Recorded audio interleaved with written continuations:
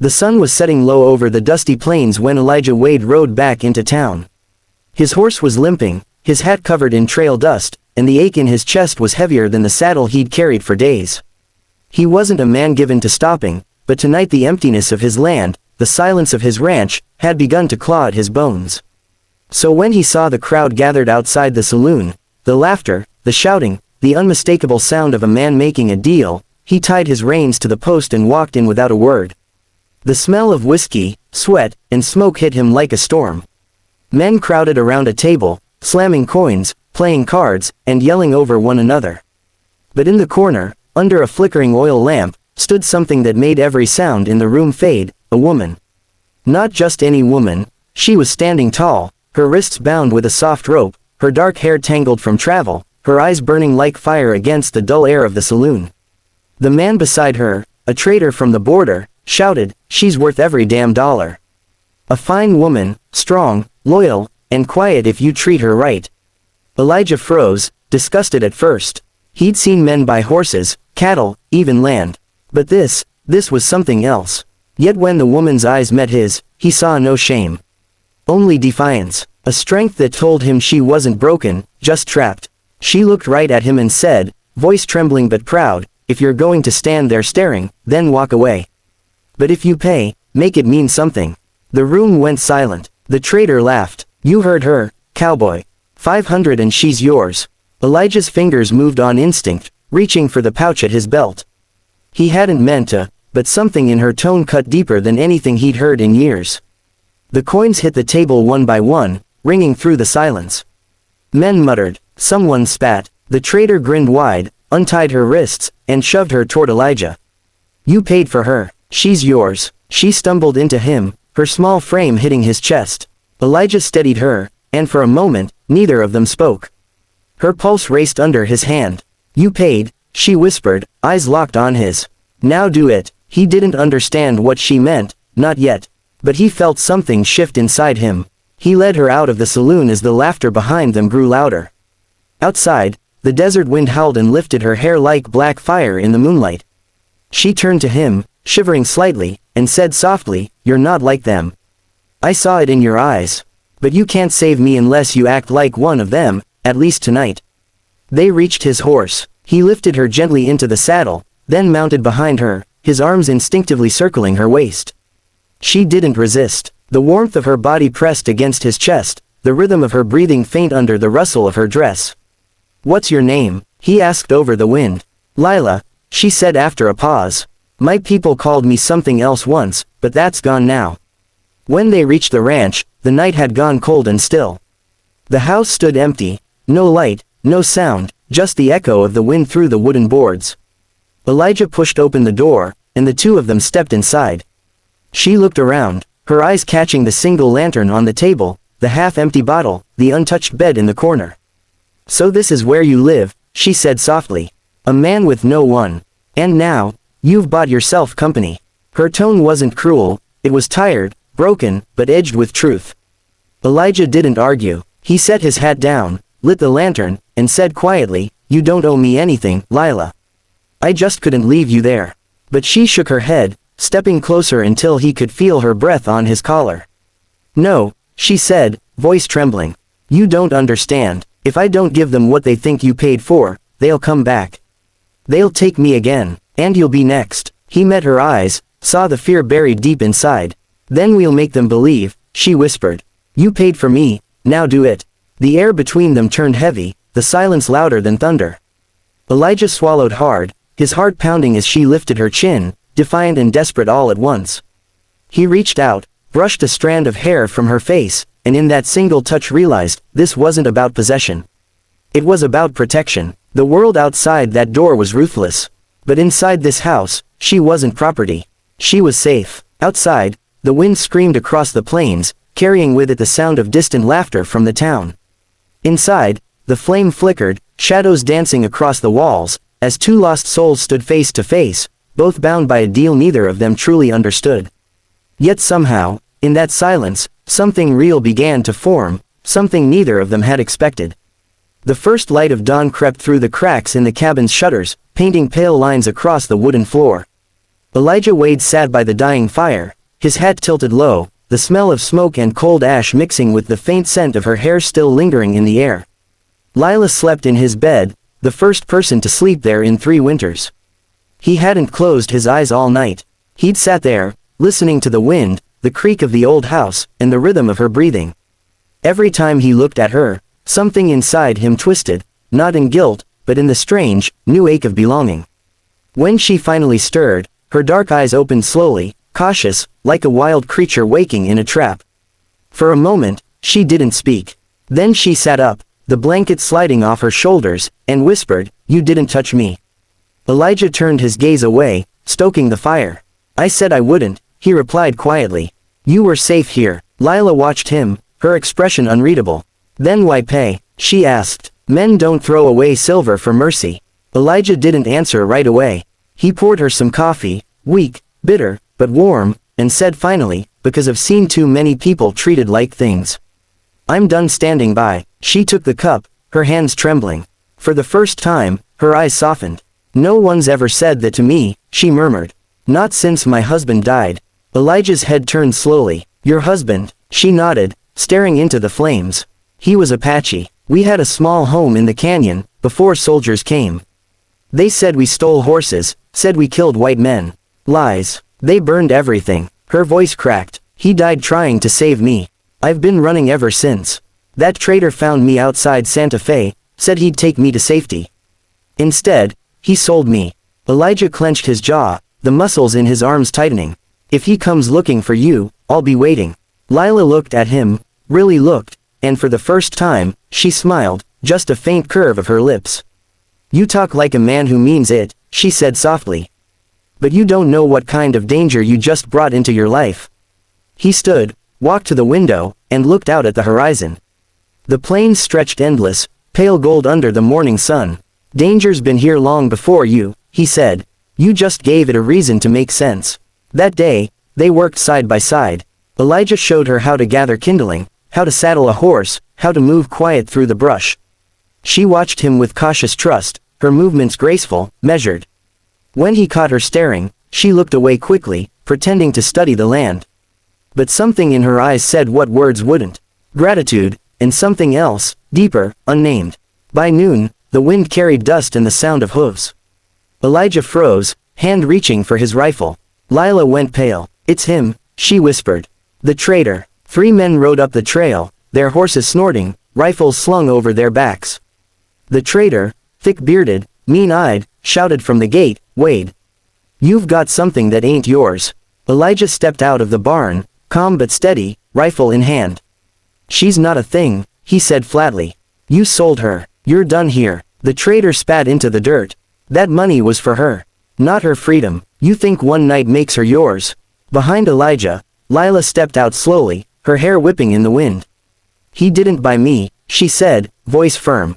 "He saved me. That's more than any man ever did for you." The traitor's grin twisted. "Then I'll take back what's mine, and the fool who thinks he's her hero."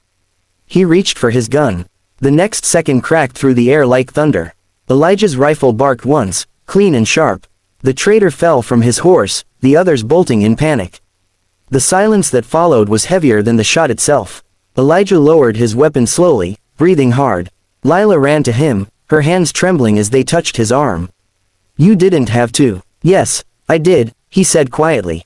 "Some things you finish, or they come back worse." She stared at him, her lips trembling. Then she whispered, "You didn't just save me, Elijah. You bound yourself to me. In my people's way, that means we are one." He blinked, not sure what to say. "You mean," she nodded, tears glinting in her eyes. "You paid for me, but you earned me by what you did. You are my husband now, if you'll have me." For the first time in years, Elijah smiled, small, quiet, but real. He reached out, brushing her cheek with his calloused hand. "Then I reckon I already do." Outside, the wind softened. The world seemed to hold its breath. 2 broken lives had found something neither thought they'd ever have again, not a deal, not a debt, but a choice. And somewhere beyond the plains, the sound of horses faded into nothing, leaving only the whisper of the wind and the beginning of something sacred. Weeks passed after that shot echoed across the plains, but its shadow never truly left the ranch. The traitor's blood had long dried into the earth, yet every time the wind blew from the south, Elijah felt the ghosts of consequence stirring in the dust. Still, he and Lila had built something, fragile but real. They worked together, spoke little, and moved as though they'd known each other for years. The land began to look alive again, the fences stood straight, the barn smelled of hay instead of rot, and the silence between them had changed from lonely to peaceful. Each morning, she rose before him, the soft scrape of her feet on the wooden floor waking him before dawn. He'd find her outside, shawl wrapped tight around her shoulders, whispering something in Apache to the sunrise, a prayer, a greeting, or maybe just a memory. He never asked what it meant. He just watched, his heart quiet and full, knowing he'd never again see beauty as fierce and calm as that. They shared meals at the same worn table, sometimes talking, sometimes just listening to the wind. Lila learned his land, the way to mend fences, milk the cows, plant seeds before the frost. Elijah learned her silence, when to leave her alone, when to hold her hand without saying a word. The scars on her spirit were deep, but the earth around them seemed to heal as she did. Then, one evening as the sky bled gold and red, a rider appeared on the ridge, the shape of a man against the fire-colored horizon. Elijah went still. He knew that kind of stance, the straight back, the slow, deliberate hand near the gun. "Someone's coming," he said quietly. Lila stepped beside him, her eyes narrowing. "That's no traitor. That's a scout." The rider dismounted near the fence, his voice sharp as flint. "You Wade." Elijah nodded. "Name's Finch. Marshal out of Abilene. You're harboring a runaway native.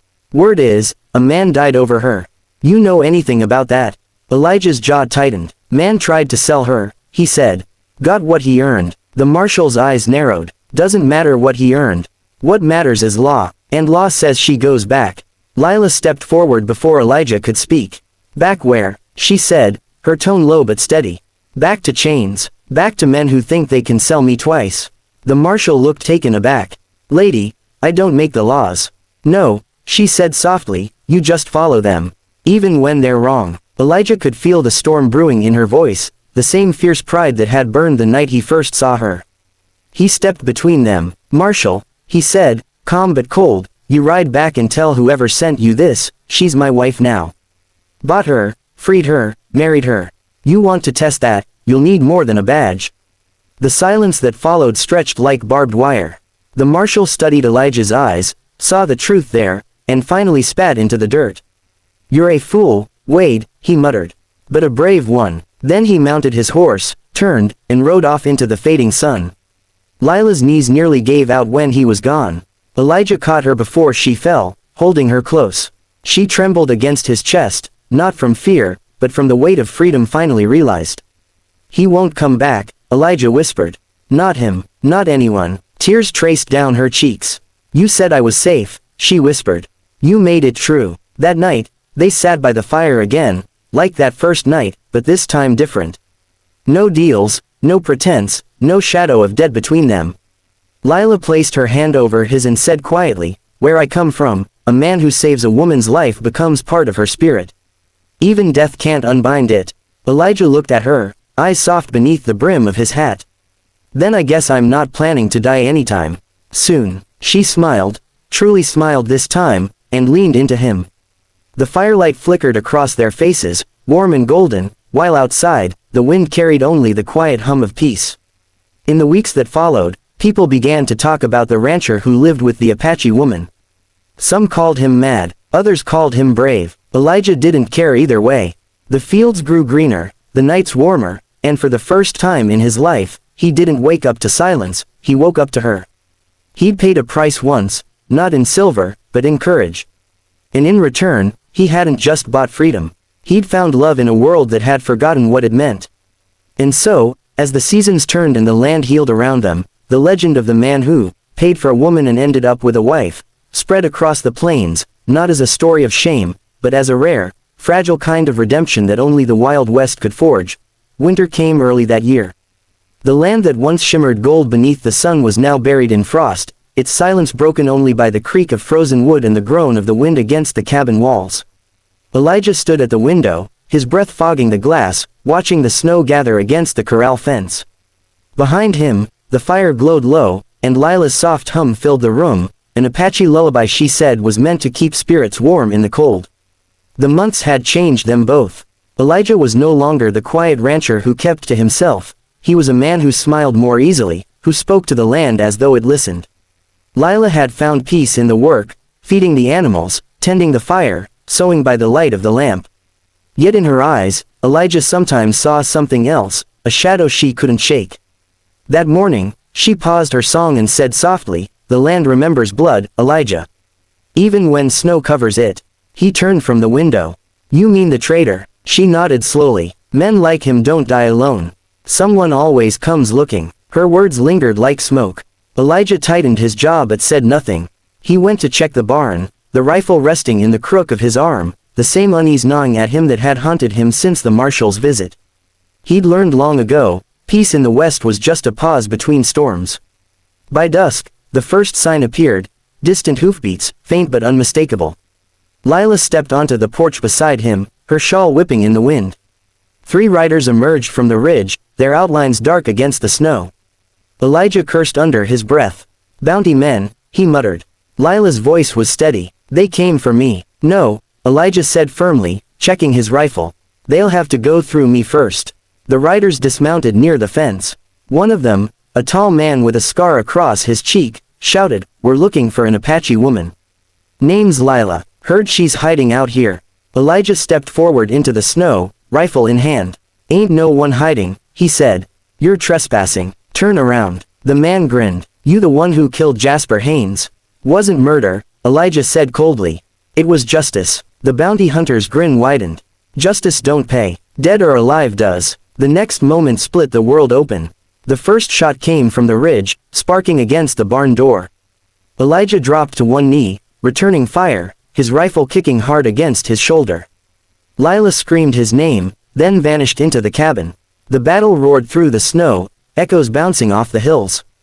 2 men fell before they reached the fence, but the third fired wild, his bullet tearing through the window behind Elijah. Inside, glass shattered. Lila cried out. He ran, heart pounding, into the cabin. She was on the floor, clutching her shoulder, blood seeping through her fingers. "Lila," he gasped, dropping beside her. "Stay with me." Her eyes fluttered, pain clouding them. "You said I was safe," she whispered, her breath shallow.